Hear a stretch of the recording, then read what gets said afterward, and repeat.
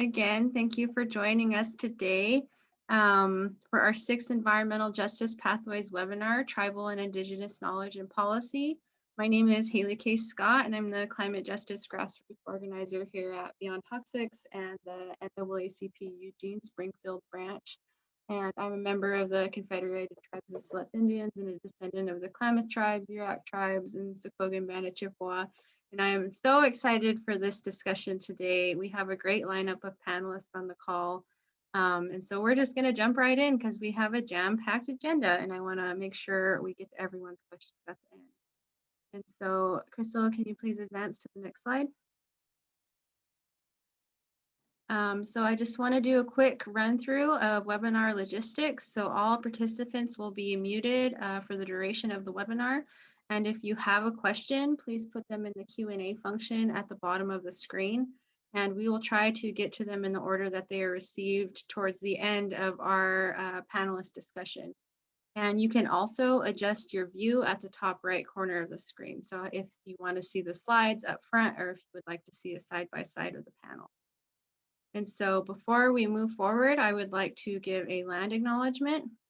We acknowledge that we are on the Kalapuya Ilihi, the homelands of the Kalapuya people in the Willamette Valley.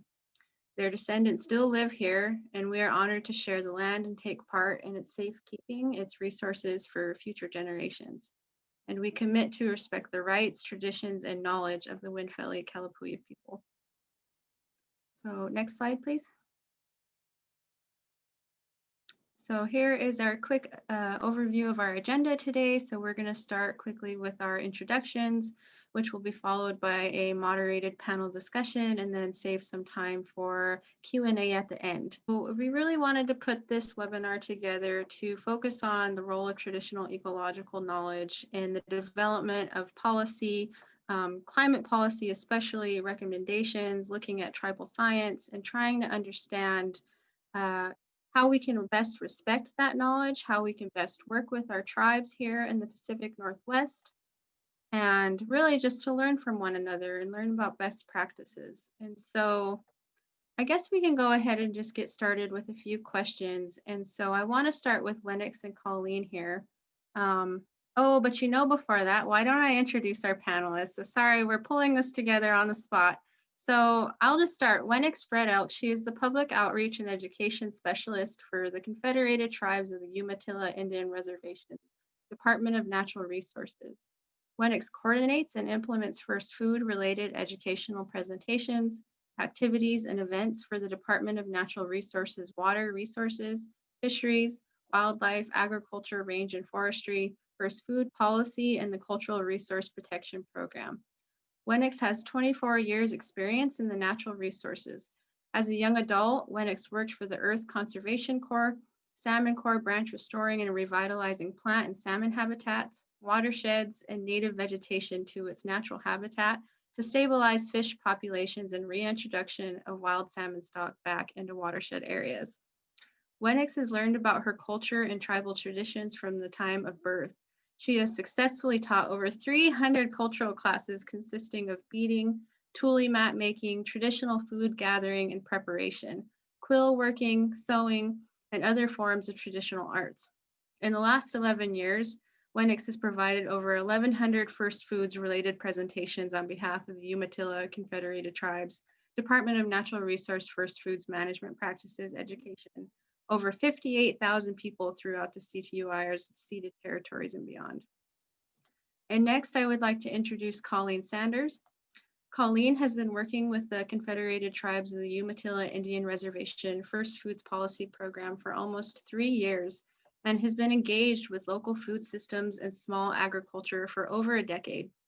She channeled her passion for wild systems into a Bachelor's of Science in Wildlife Ecology from the University of British Columbia. And while working in the food industry after graduating, she decided to translate her belief in food as the answer into a Master's of Science in Community Food Systems and a graduate certificate in Sustainable Agriculture from Washington State University. While not a tribal member herself, Colleen has lived and worked in Umatilla County since 2013 and has had the honor of examining the impacts that climate change will have on CTUIR's built, social, and natural resources. And she has worked with climate change issues in rural Oregon with the grassroots Eastern Oregon Climate Change Coalition since 2015, of which she was the founding chair of the board of directors.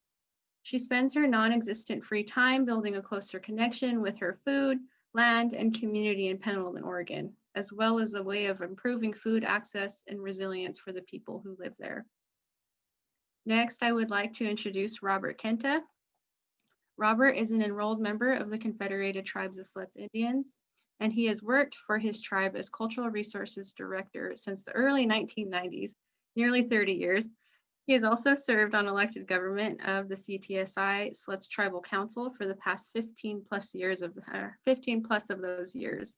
Robert is an advocate for tribal intellectual property rights and tribal community rights to control the uses and application of their own information, whether it was collected in their community generations ago by academics and the notes recording those conversations, and how that information is now held in a federal, state, local agency or academic institution. And so finally, I would also like to introduce Susan Fricke, who has been working in water resources for 18 years and has been the Karuk tribe's water quality program manager since 2005. Susan holds a bachelor degree in biology from Kansas State University and a master's degree in fisheries and natural resources from Humboldt State University.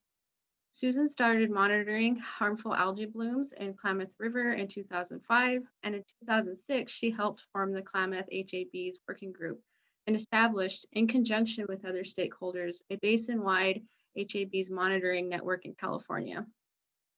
Susan was a founding member of the Klamath Basin Monitoring Program, which is the Klamath Basin's technical water quality coordination work group.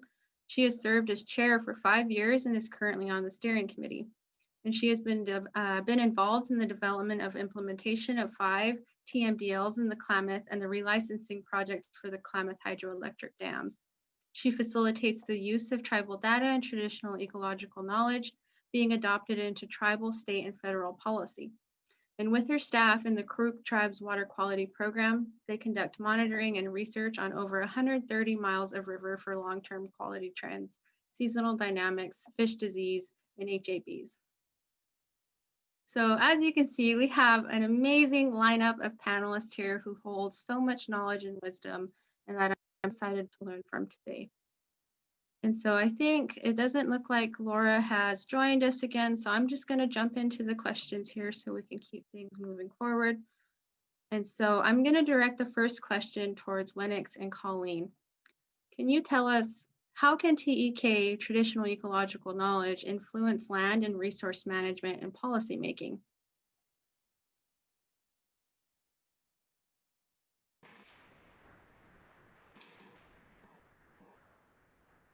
I would like to kind of go over that with, I really wanted to show my presentation when I did that. Did you want me to answer the question directly or go right into that presentation? I am muted. Let's pull up that presentation. I think people would really enjoy. We're gonna show that, were we gonna show the creation story first? Oh, sure. Yeah, you know, folks, we have a really great video, Wenix. Thank you so much for reminding me. Crystal, can you go ahead and pull up that video? I think that would be a really awesome precursor to Wenix and Colleen's conversation.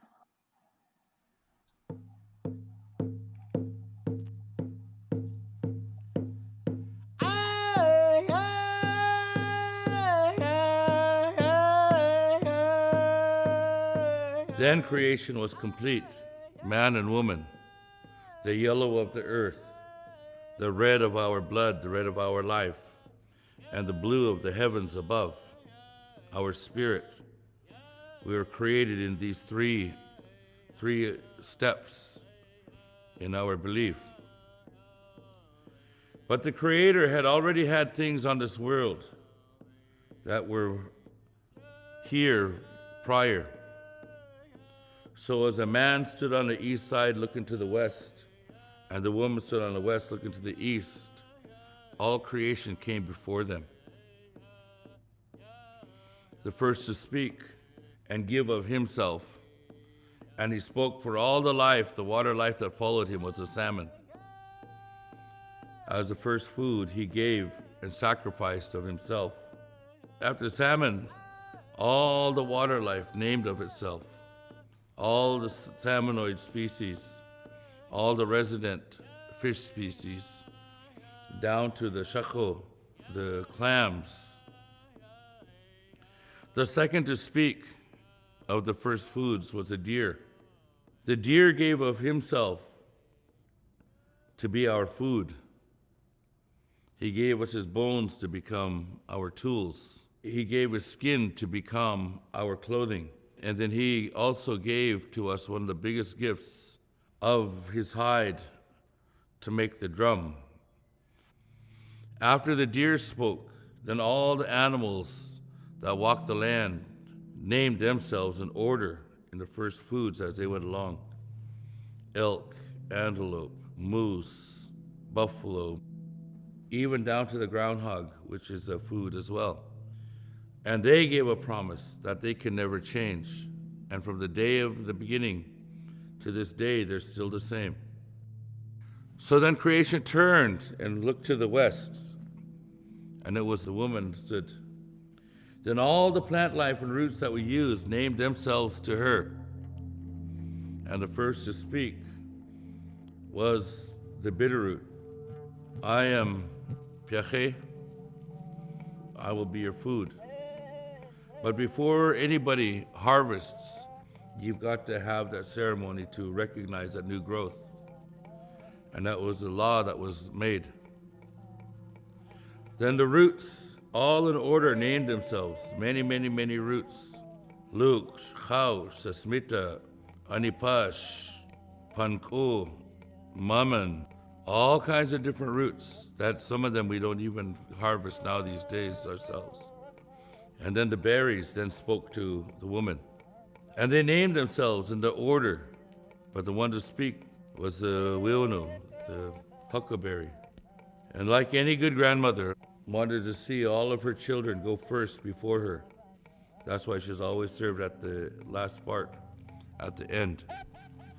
Then after all the berries named themselves in order that they give themselves, then creation all looked back to the man, to the east.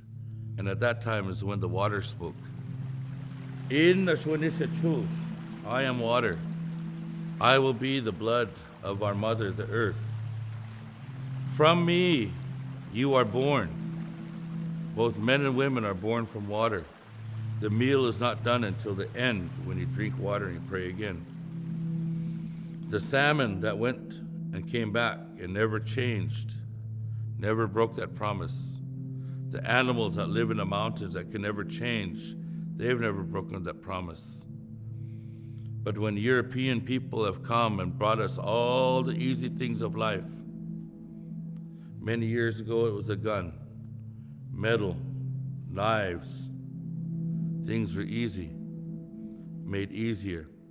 Canvas, homes, cars, airplanes, TV, internet.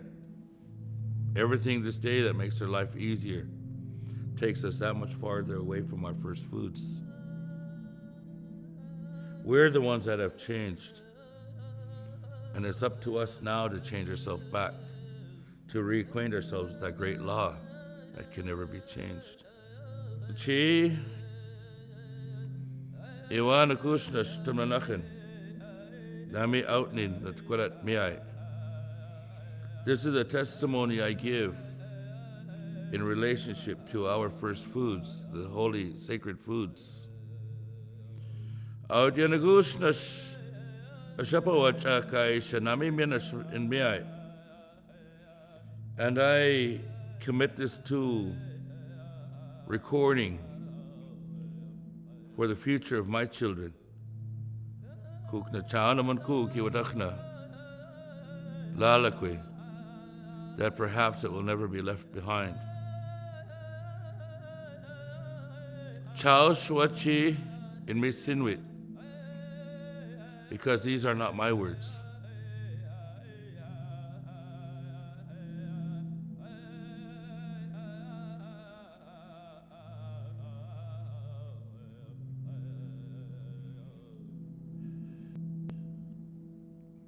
Pushashash.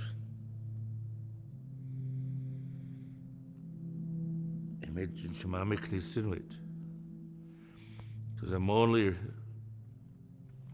repeating and echoing the words of my elders.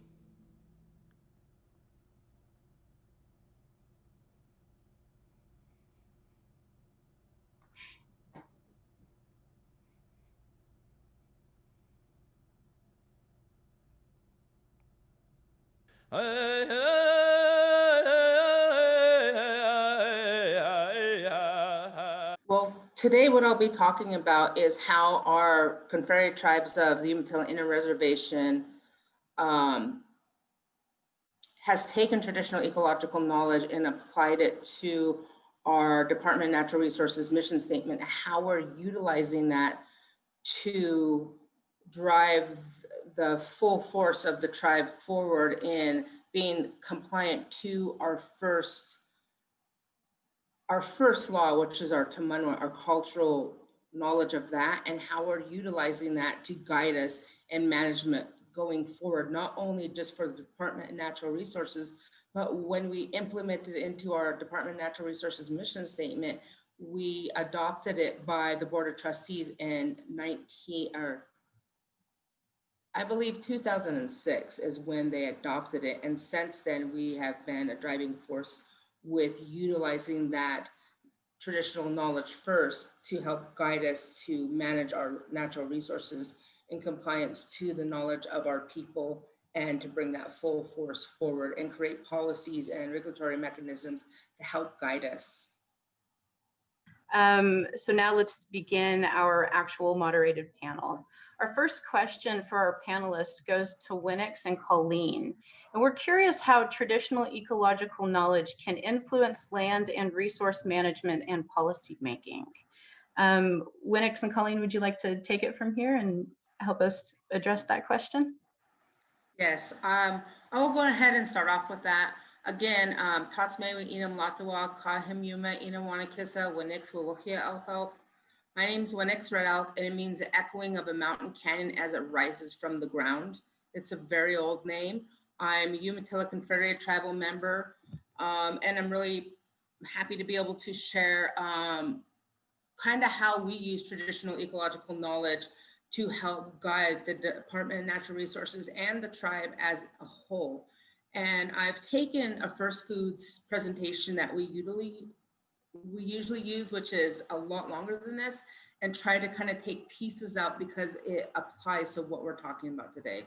And so when we're talking about our traditional foods, our Altwai Tukwata, that word is talking and referring back to that teaching of those holy, sacred foods from the beginning of time.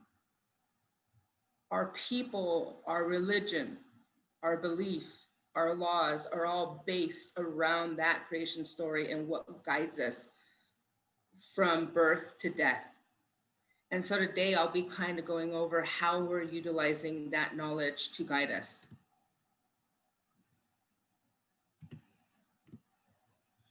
So a little bit about us. Our tribe was established in 1855 when it combined the Cayuse, the Umatilla, and the Walla Walla people.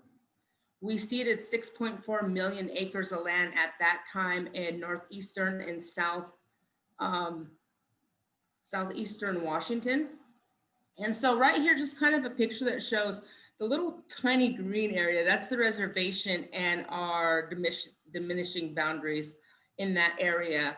And then the broader area shows the ceded territories, that's 6.4 million acres. We reserve the rights to hunt, fish, gather, and to be able to live on the reservation, and other rights besides that, but the main ones were to reserve our hunting, fishing, and gathering rights.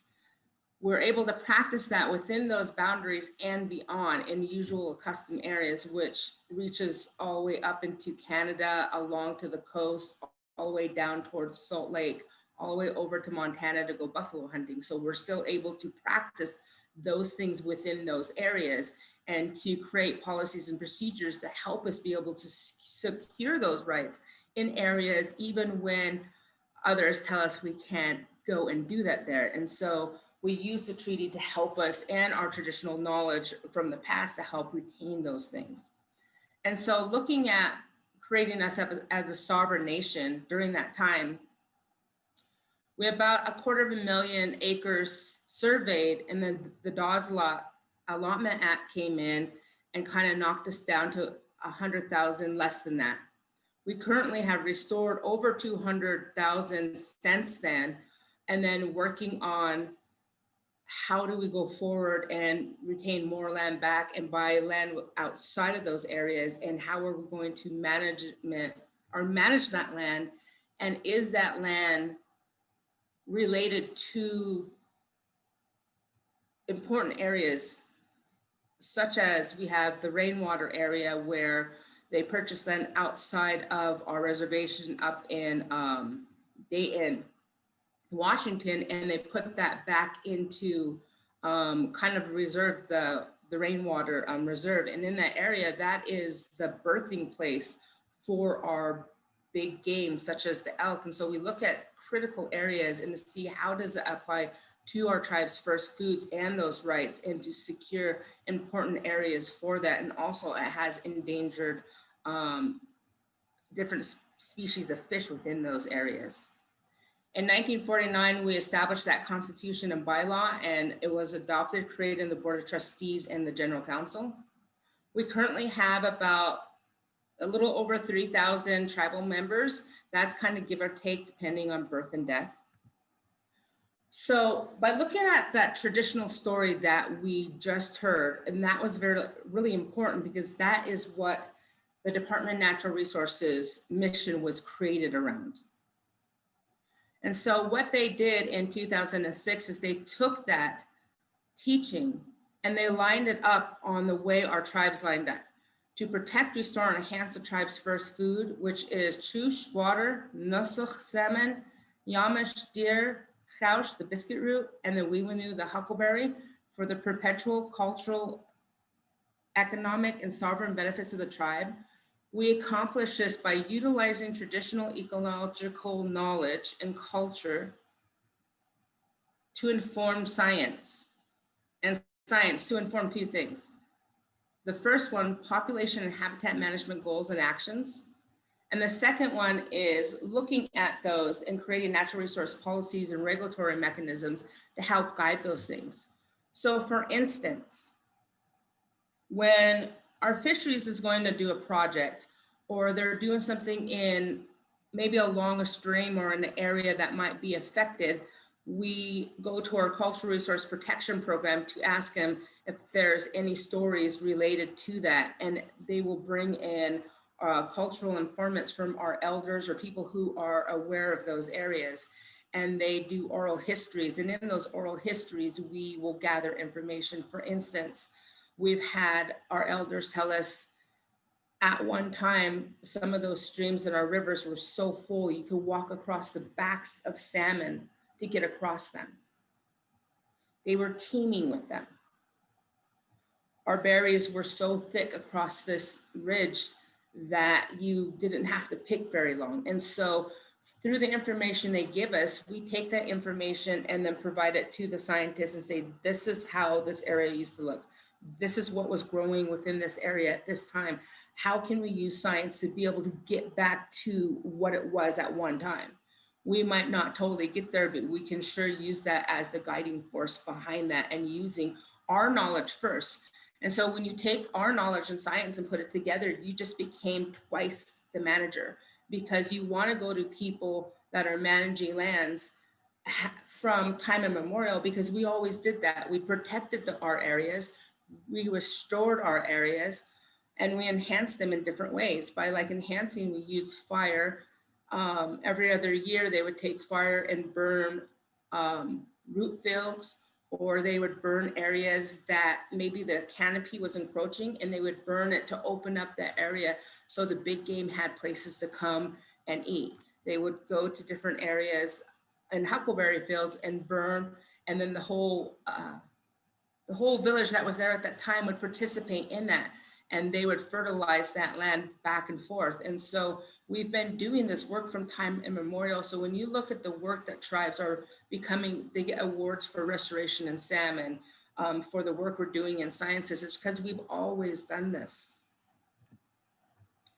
So by taking that teaching, we lined it up with what we already had. Department of Natural Resources, we had the water resources. So water is the first.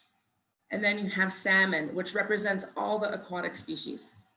You have the deer, which represents all the categories of the animals. And then within these three, you have all the habitat that's important to these keys. And then you have the roots. And the roots represent all the root bearing, and the Wiwinu represents all the shrub bearing. So you match it up with our gathering and grazing rights and our range, ag, and forestry programs. So you have all those programs, water resources, fisheries, wildlife, range, and then underneath that, we have the other programs that help protect those. Our cultural resource protection program that protects things from the past, our people that have been once buried, and the places that are connected and important to those resources, and taking those and trying to work those in the best way. Our First Foods Policy Program to create those policies and regulatory mechanisms and to help us guide and protect these resources. And also our Environmental, Energy, and Science Program to help look at the air and the other things that are going on beyond that. And then you have me, I do education outreach for all of those programs and the tribe in general. So when you're looking at these resources, it comes back to our traditional feasts, our culture, our longhouse, and those teachings. Everything we do relates to those songs and those foods. And then what do we have to do to protect that?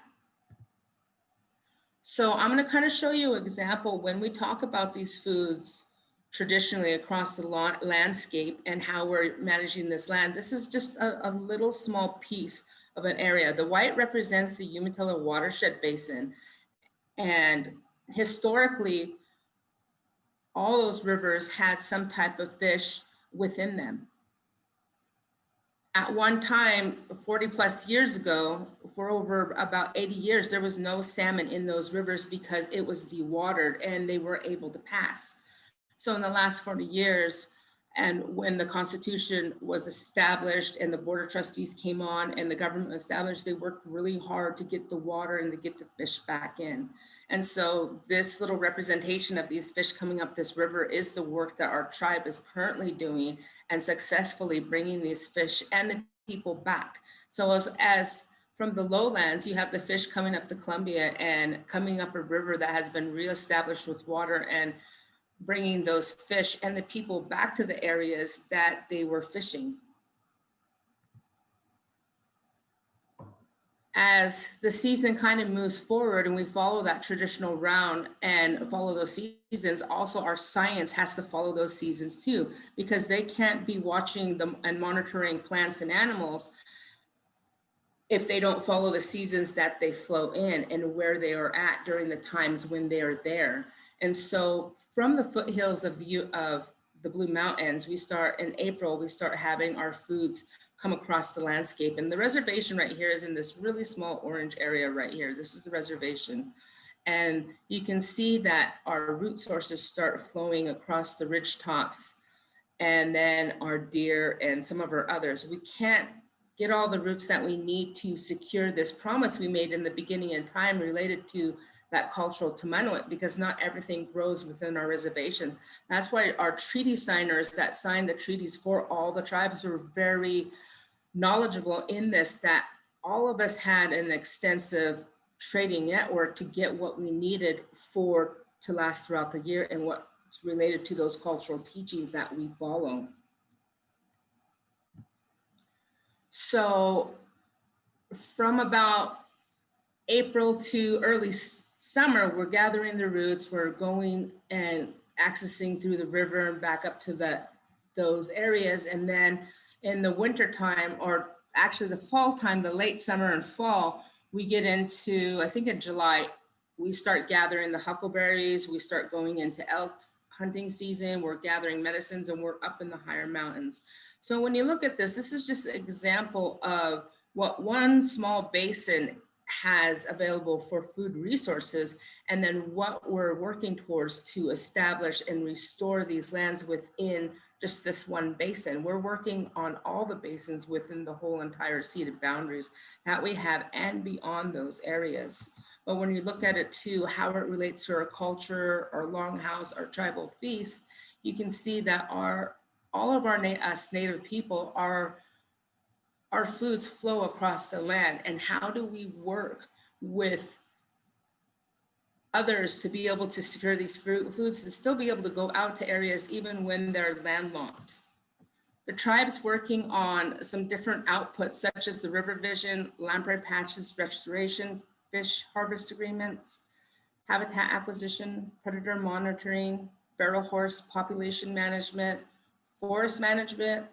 We have our repatriation and reburial and different publications, and looking at creating private accesses. This is just a small piece of the outputs that the tribe does. This is just small examples related to that mission statement. Every department within our Department of Natural Resources has to show where their project is related to all those foods within that order. We have created a river vision that looks at the health of the river, and creating a healthy river that's capable of providing first foods that sustain the continuity of the tribe's culture. This vision requires a river that is dynamic and is shaped not only by physical and biological processes, but the interaction and the interconnection between these processes. So we're starting to look at our resources and our rivers and developing our own vision, not other scientists, but looking at all components of what makes that special and how we can bring that back in a healthier way versus just to go out there and put bandage and just do restoration and not look at all those components. We're currently working on an Upland vision. And so that will be looking at creating habitat restoration, benchmarks, planning tools, identifying touchstones for big game. Our upper mountains those are the travel corridors for a big game, which are very important to us, and looking at the women's foods, the root-based, and also the cultural resource-based materials. And when we talk about first foods, you're encompassing all natural resources. It includes everything. It is a loaded word. We're currently looking at how do we take this traditional ecological knowledge and not only utilize it in science, but to bring it back to the tribal community, because every single one of us knows that when we were pushed on reservations, when we were displaced from places we once fished, we once hunt, when the salmon became extinct in specific rivers, we lost the language related to those areas. We lost the stories related to those areas, the cultural practices that were going on. That could have been, maybe there's a special way you cooked in one area, or there is a special way that you fished and hunt in one area because of what the area was. And all those things that you would gain by going back and forth to that place, we lost that. And so in compliance, now that we've been working and successful with applying our First Foods mission related to our culture, we're working to bring that back to our people by providing First Foods excursion, outreach, and education. So we use the mission, project management, and restoration to teach the people what we're working on for our tribe. Looking at identifying, locating, and documenting foods that we have lost knowledge about. There's just some areas we don't really know what is there anymore. And some of those areas are on locked lands or on private lands that people have let us have access to, so we could start looking at what's the health of the resource? What is it currently looking at? Because a lot of us aren't going out and like we used to. So that's starting to become a lost knowledge.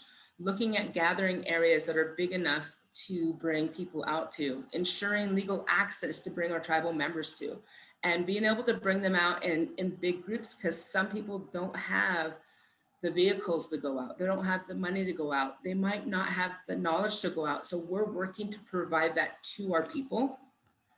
This is an example of a camp that we had, and we brought back the knowledge of cooking our camas in the ground. We went out that year, it was last year, not this last year, but the year before, we went out and it took us 89 people to gather enough camas for our pit. We stayed up there a week with youth. We taught them how to gather multiple foods. And the table that you see over here, they had their own first foods feast, and they gathered the huckleberry for the first time at this feast for them. So we're bringing it out for the new year. So it was the first feast of the huckleberry, so we had to be released. And because it was ready, we did that with the kids. All the food that's on this table is only traditional, all traditional. And those children gathered that food. And I had never even seen that many serving orders on the longhouse table with that many food. Only one time before from a tribal member, Linda Sampson, who had brought out like 27 foods, I think that year before. But with her help and many others, the kids were very successful to gather multiple foods for that table. We are a we're a foods associated culture.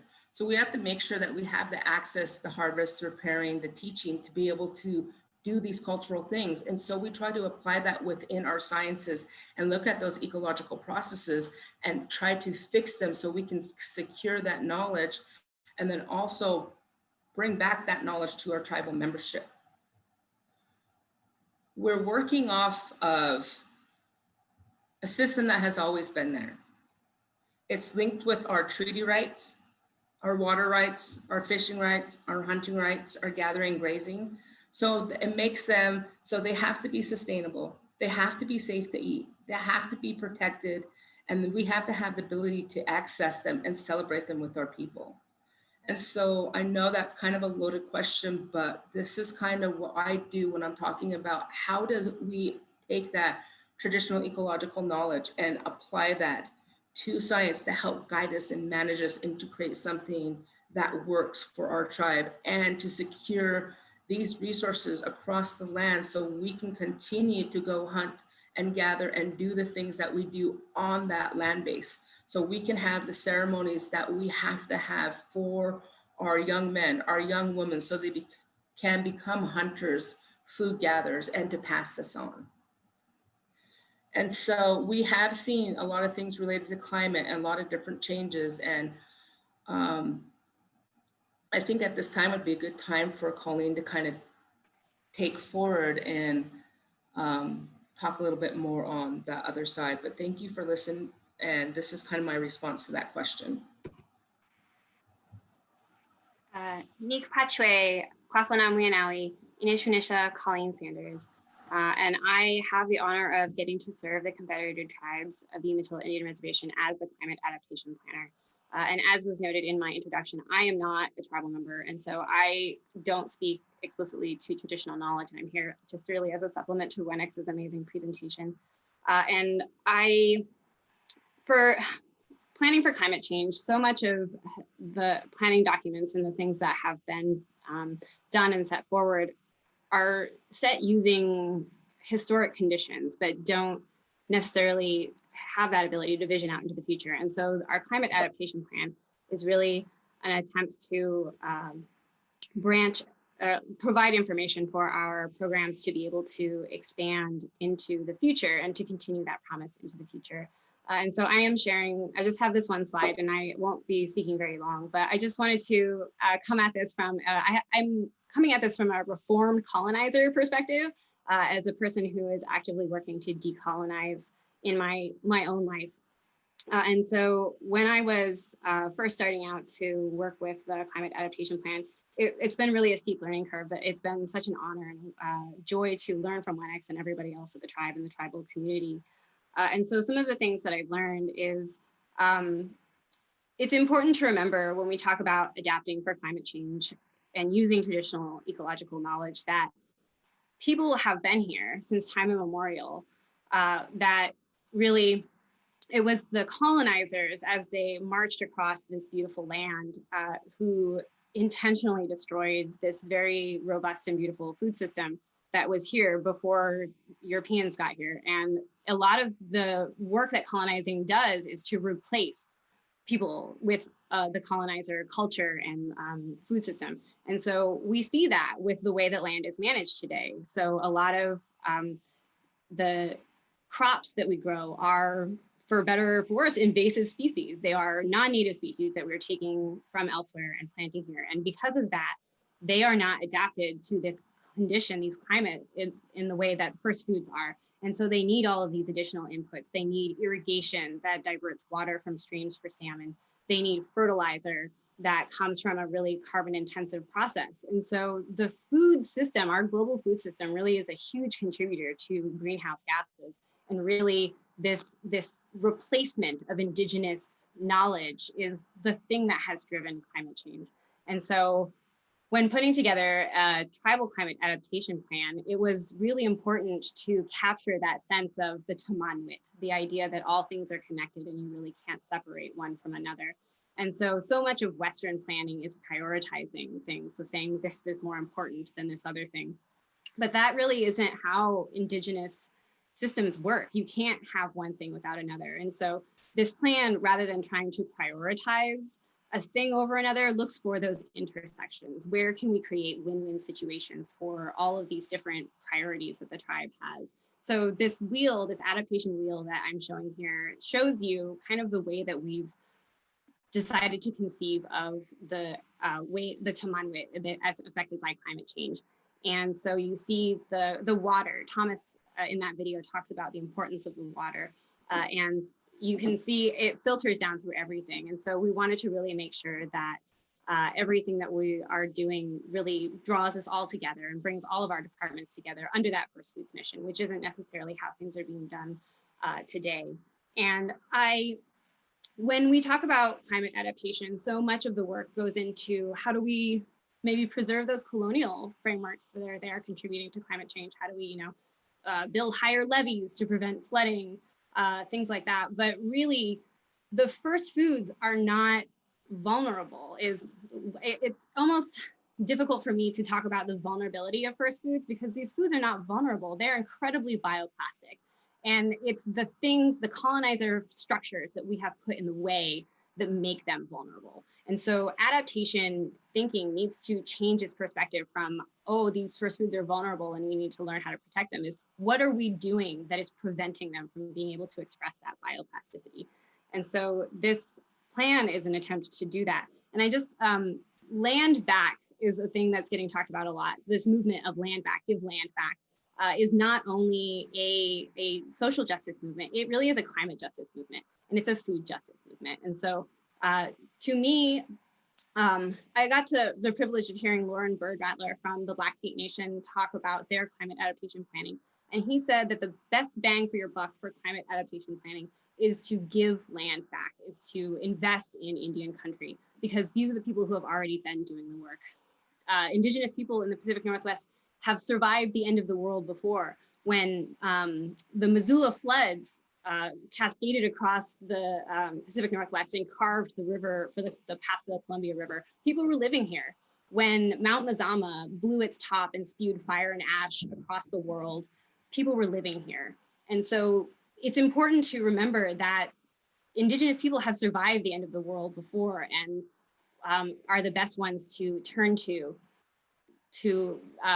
manage for this coming end of the world. And so it's been really an honor to get to learn with Wenix and hear her presentation. I'm looking forward to hearing all of the other perspectives today. So thank you for having me. Thank you, Wenix and Colleen, for the wonderful information. It's really fascinating to hear what the tribe is doing in regard to management and stewardship of cultural and natural resources, and how you're bringing these things back to the people to reclaim knowledges and first foods. I also thought it was really interesting to hear more about how the tribe is using indigenous knowledges to plan for climate adaptation and the intersections of the land back movement with climate justice. So thank you so much for both of your contributions to our panel. Our next question today is for Susan. Susan, what roles do traditional ecological knowledge and tribal science play in informing policy recommendations at different governmental scales?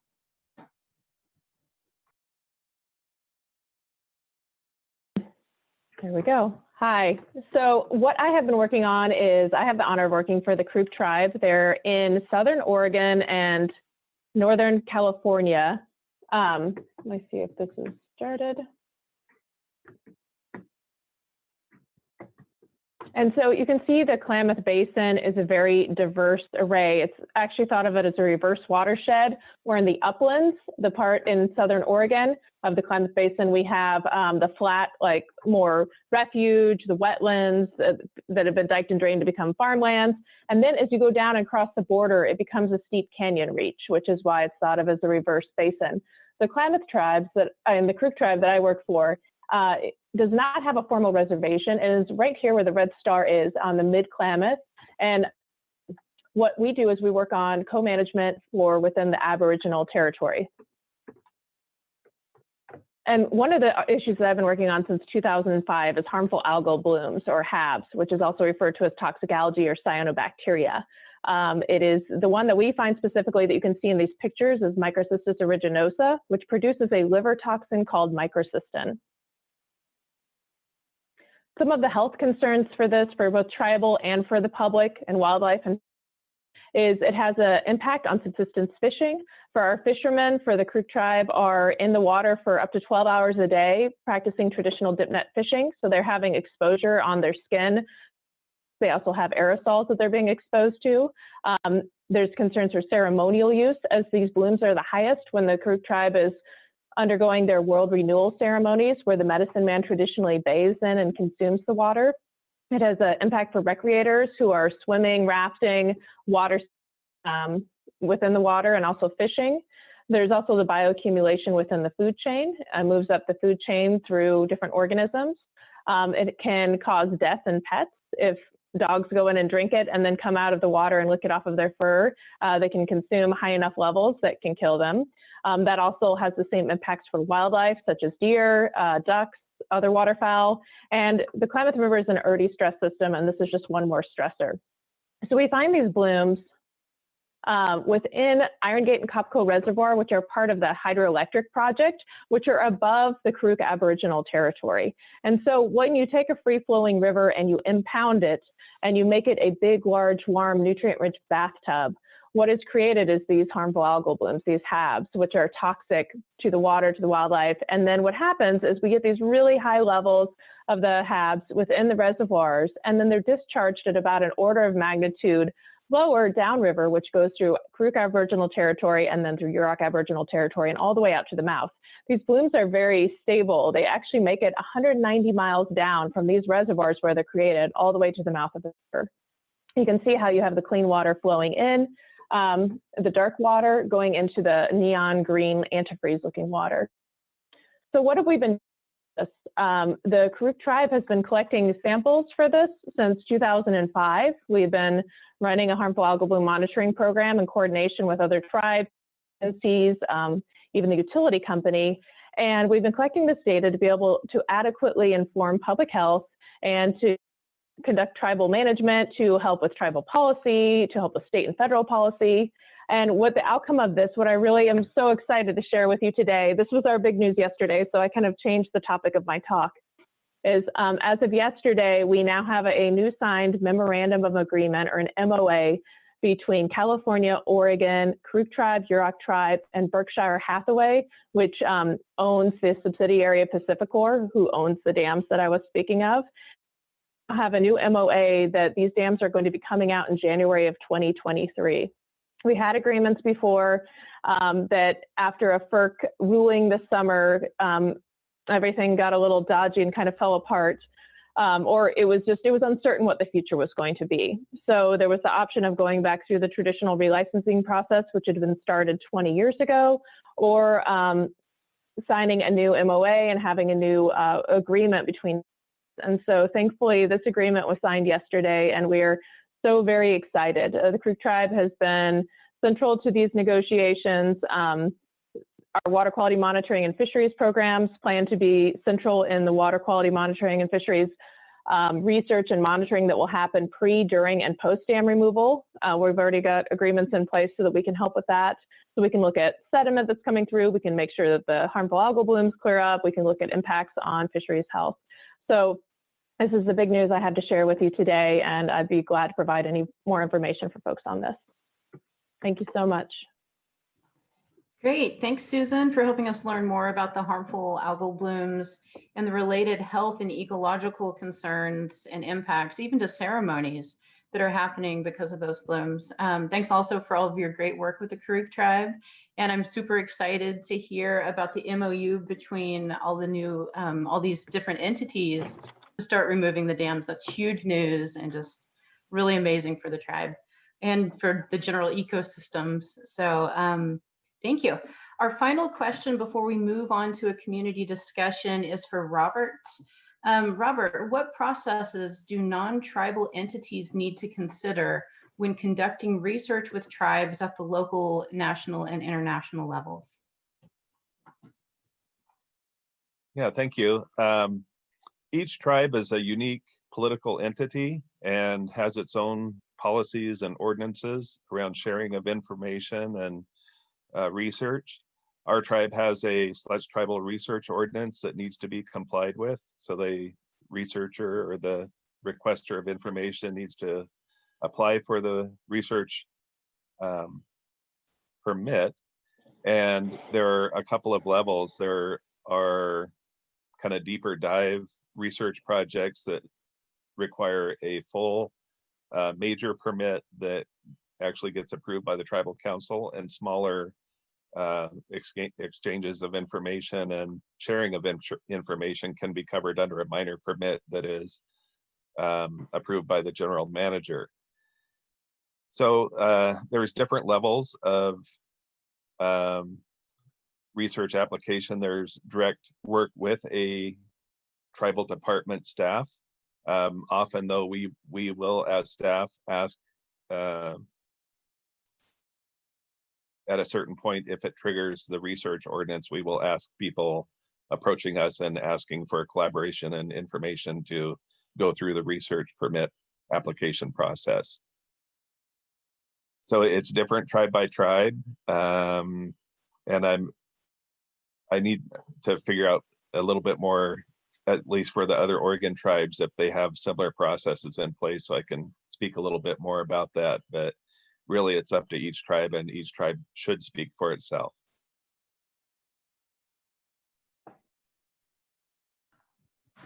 Great. Thank you, Robert, for helping us learn more about the need for tribal consultation, which is always super important to conducting research with tribes. And you're absolutely 100% correct. Each tribe is a different nation, and they have different rules, and they implement things in different ways. So it's definitely tribal specific when it comes to things like tribal intellectual property and TEK and how that can be used with research.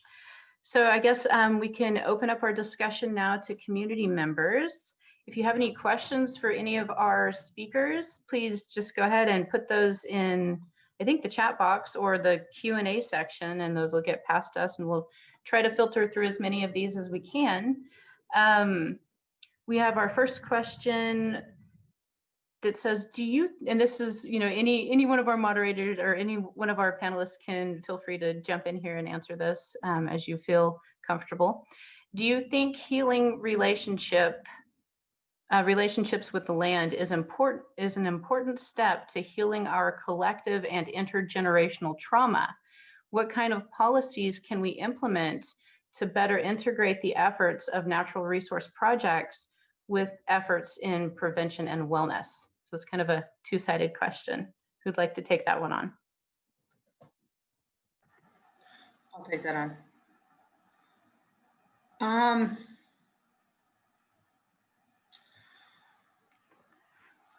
I've currently been working a lot with our Department of Child Services, or DCFS, Department of Child Services and Family Services. And through our excursion work that we've been currently doing and working with they have a bolster workforce program that what that program does is it is providing day training for tribal members that don't have any type of training or to help them secure jobs. And a lot of them have had different barriers within their lives, we'll say it like that.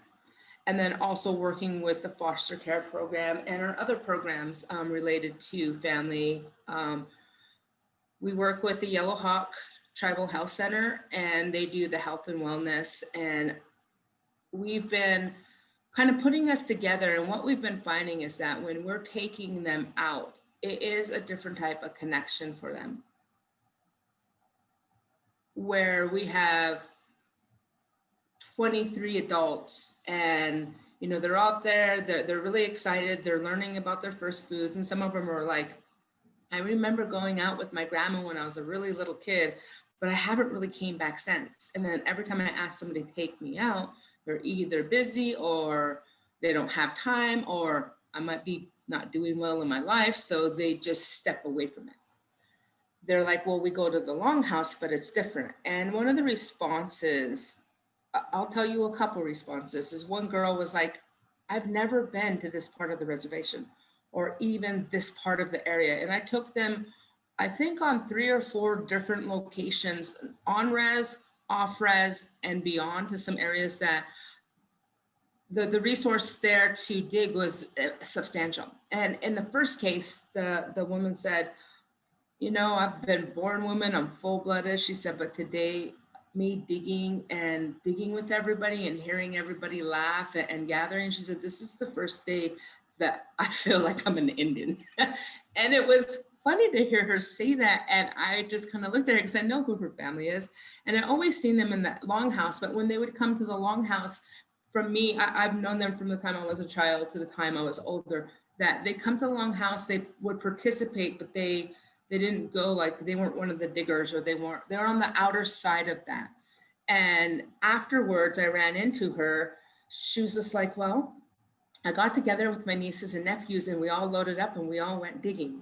And so they started telling me the different times they were taking out multiple kids and family members and getting them out there. And they're like, well, we don't really have no cuppins or bags, but we had one and we shared. So it was bringing them back to the land, doing something instead of just, this person in particular she had a hard time in substance abuse and other things. And so she's just like, I felt really good, had a good day. I was able to stay away from other things. And so it has a healing component because of the interaction it has with the land.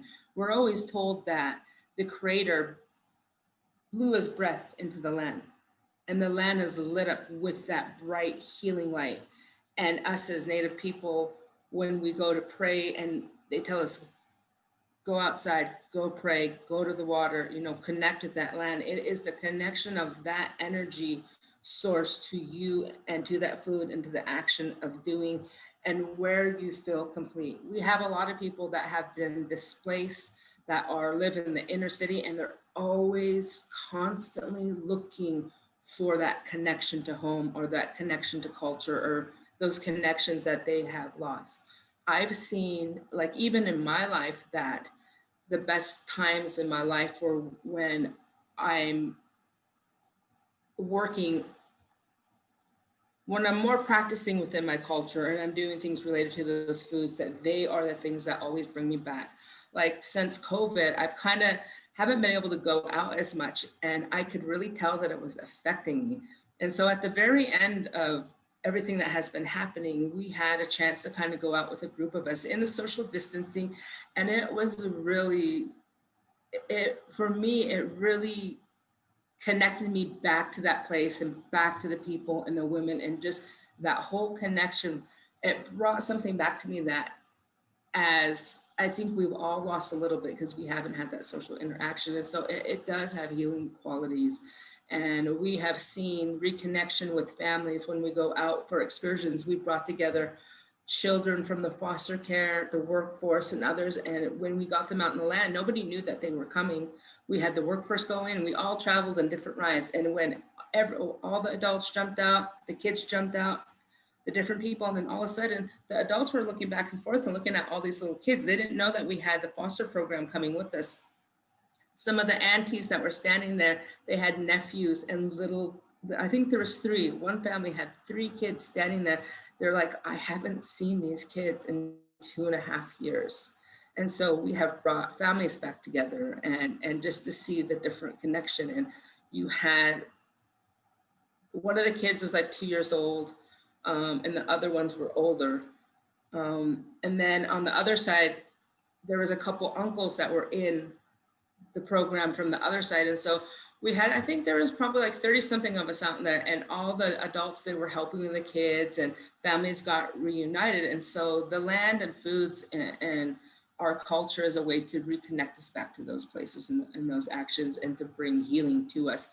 And I've seen people that have healed from addiction, that have been able to get out, and they were some of the worst users, and they found their religion, and they go to Longhouse every day, and they go out on every excursion with us, and they have their kids back.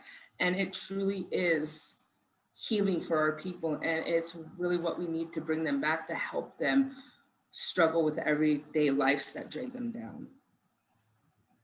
Thank you, Wenix. That was a really great and very illustrative example. So thank you for providing those details. I hope that answers the question that was asked, and I think it does really well. So we have a question directly for Robert. Robert, what can people who are working in museums and cultural organizations do to help with this wonderful work? Thanks. It's all a larger conversation around decolonization and providing access of tribal communities to the cultural resources that are from their communities. And that could be information, it can be cultural objects, it can be access to landscapes that our people managed for thousands of years and have lost that connection to through new ownership and restrictions.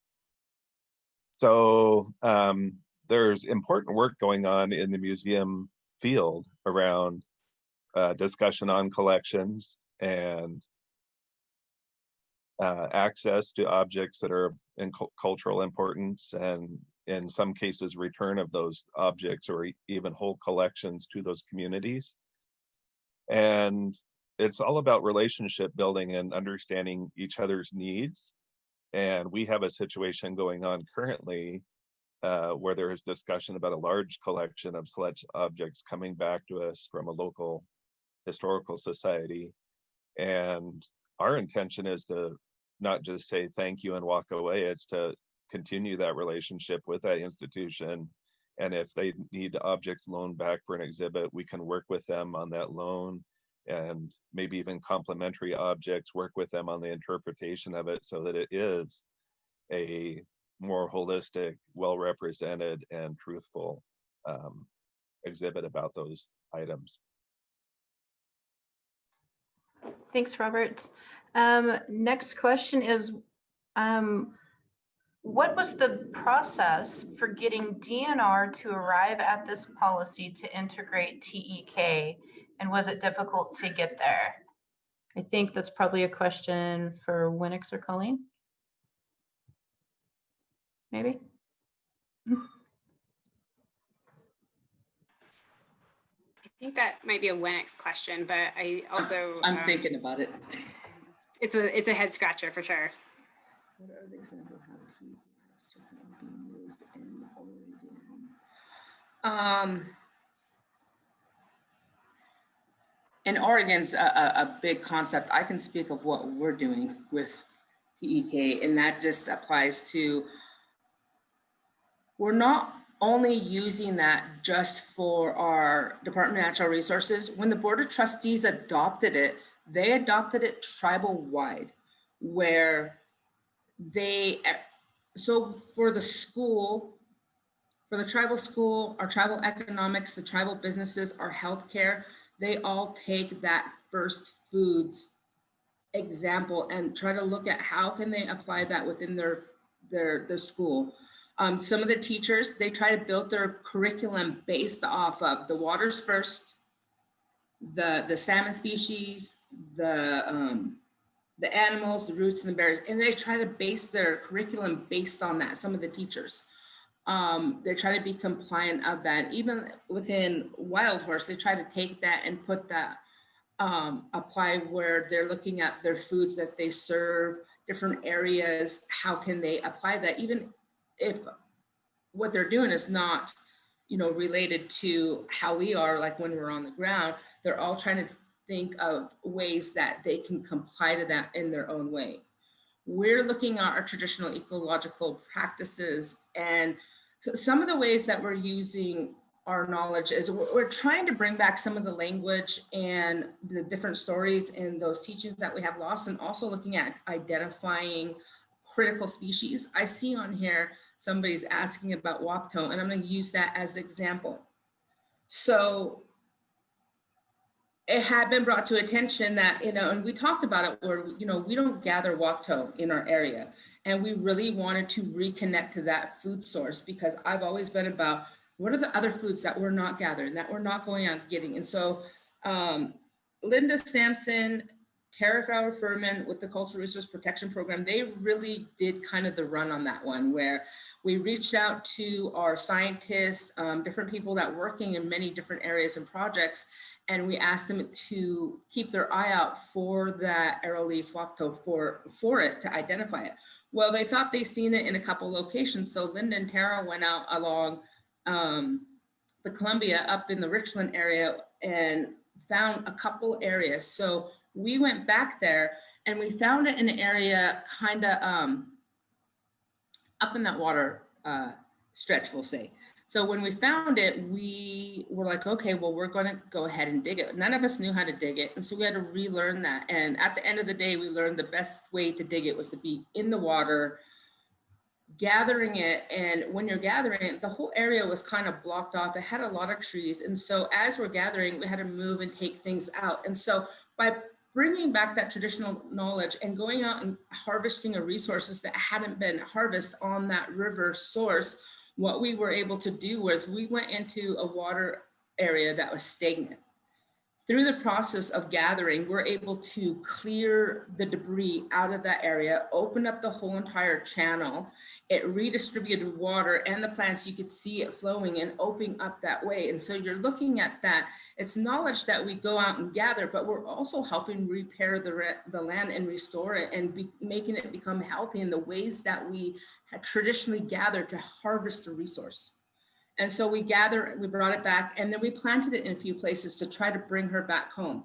We went again this year, and when it came back home this year, it was the first time it had ever been feasted on, at least in the area that we know, possibly 50 plus, maybe 80 plus years. So we're working at taking our knowledge and knowledge that was lost and to re-find it, to bring that resource back home. And we also had to learn how to cook it, how to utilize it. And so we cooked it, we canned it, we mashed it, I dried it, I ground it. And so every single one of us that went out and gathered, and we've done it a couple times, it was just in small groups. We were hoping to get out last week, but the water is super cold, it's really high. When about a month and a half, 2 months ago, when we went to dig, when we went back to the area that we dug before, the whole area, the plants were bigger, it was healthier, it was just the establishment of that area, but since we had been there, was amazing. Well, after we dug and opened that whole waterway again, when we came back, a beaver actually, because it was nice and clear, a beaver went ahead and set up shop there. The water table went probably 3 feet up. The water was all the way to the bank. We could actually walk down into it. So it changed within that, I want to say maybe a month, possibly a month and a couple weeks.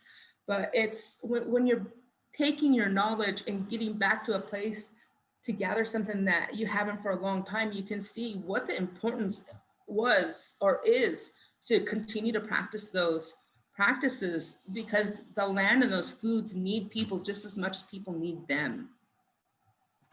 Thank you, Wenix. That's a great answer. So we have time for probably about 2 more questions, and I have one for Susan specifically. Susan, first Stuart said, thank you all for what you've shared. My question is for Susan regarding Klamath Dam removal. Some of the naysayers to the dam removal have suggested that the sediments deposited at the upwater part of the reservoirs would toxify the river once released.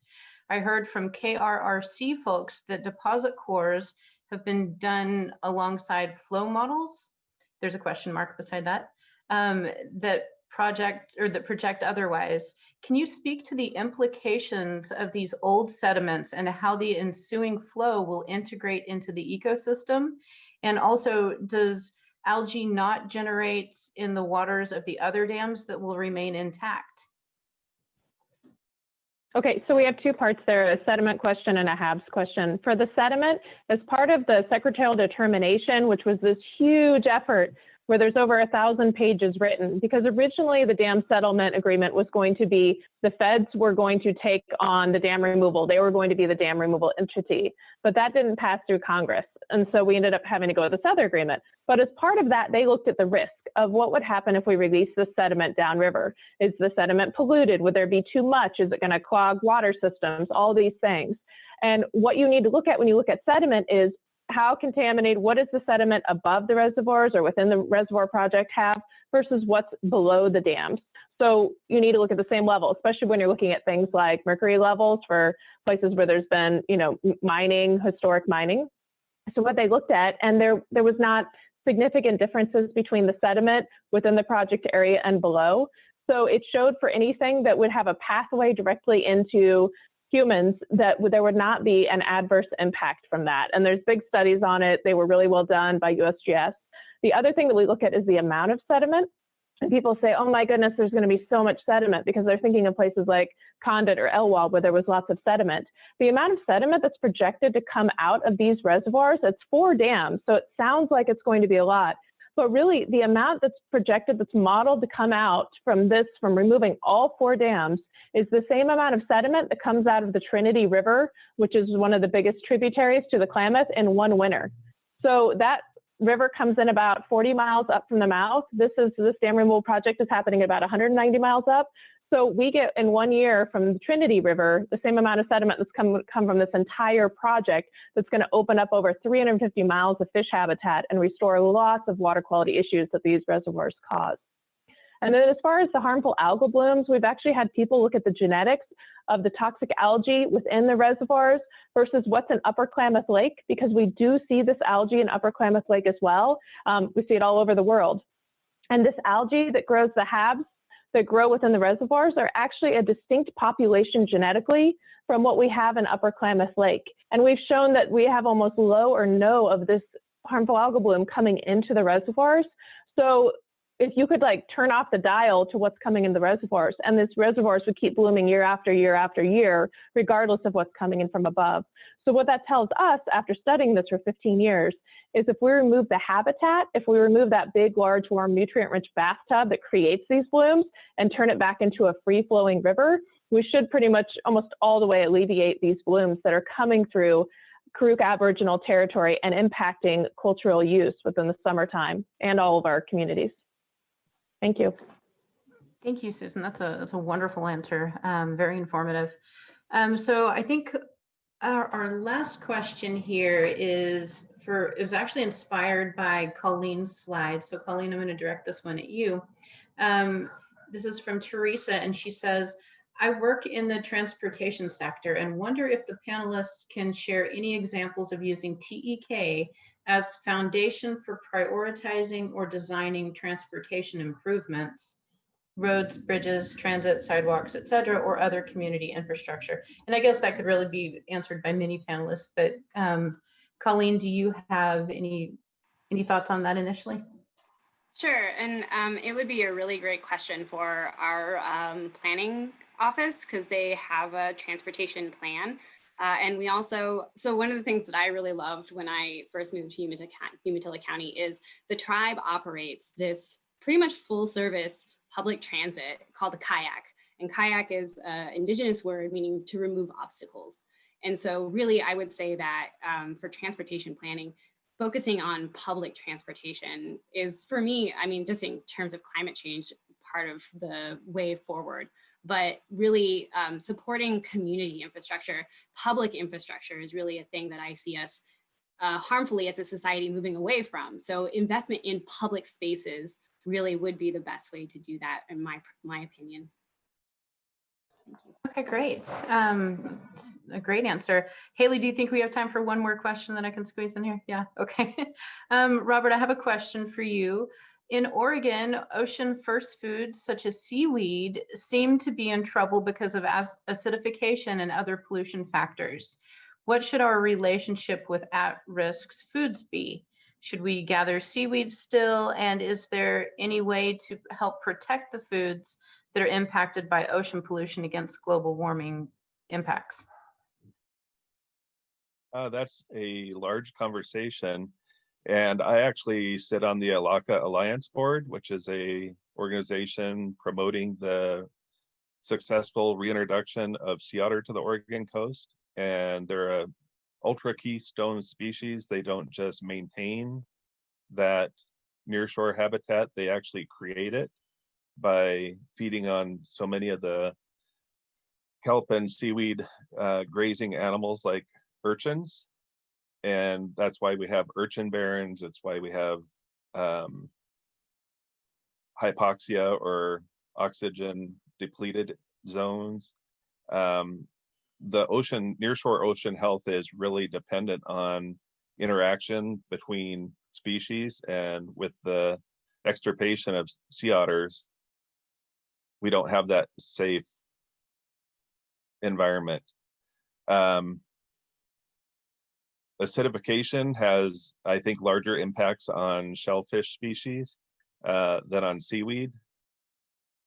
And it is just a huge conversation. We could have a whole day-long discussion just about nearshore ecosystems, how they operate, how they should operate, and the reasons they're not doing that today. Great, thank you, Robert. Okay, so we're almost out of time today, but before we close out, I want to extend my thanks to all of our wonderful speakers, to Robert and Susan and Colleen and Wenix, and to Haley and Beyond Toxics and the NAACP out of Eugene for hosting this session. And I'll pass this over to Haley, who will provide us with a few closing remarks about additional resources and upcoming events. Awesome. Well, thank you so much, Laura. Thank you so much, Robert, Susan, Colleen, and Wenix. I mean, I really enjoyed this conversation. Sitting in the background, I learned a lot as a Siletz tribal member. I mean, this is really awesome, and I hope that we can share this knowledge and wisdom with all of our followers and for those who weren't able to join us today. And so I'm going to share my screen here as we close out. I always think it's good to let everyone know who helped us out during this webinar, and just thank all of our sponsors and our donors for making these possible. And then I also wanted to make an announcement about our next upcoming Environmental Justice Pathways webinar, which I think will really build off of this conversation. It's going to be focused on tribal water justice, and it's going to be on December 16th, and there will be more information coming soon. I also wanted to make an announcement about our upcoming Beyond Toxics Environmental Justice, Beyond Toxics membership party that is going to be coming up here on December 1st. And so if you want to join us and meet the rest of the amazing team here that I work with at Beyond Toxics, Crystal's going to post a link in the chat for that. And then in terms of other resources and relevant information, we will be posting a list of resources about things that were mentioned in this conversation today on our Beyond Toxics website. And so if you just give it a Google and look up Beyond Toxics Environmental Justice webinars, and you'll be able to find a lot of the information that was mentioned here today. And so with that being said, again, just thanks everyone for this amazing conversation. And if there are any questions, I can drop my email in the chat for everyone. So I look forward to feedback, and then also just keep an eye out for upcoming webinars and check out our website. And then also just keep an eye out for what tribes are doing. As you can see, tribes are doing such amazing work around climate change and environmental justice. And I think there's so much that we can learn. And so again, thanks. I hope you all have a good rest of your day. Thank you for putting this together. It definitely is good to see us being able to do some outreach in this time. And I was really excited by the participants. So Thank you for giving me the opportunity. Yes, most definitely. Alrighty. People are jumping off now. Yeah, and this recording will be made available afterwards, and so keep an eye out for that as well.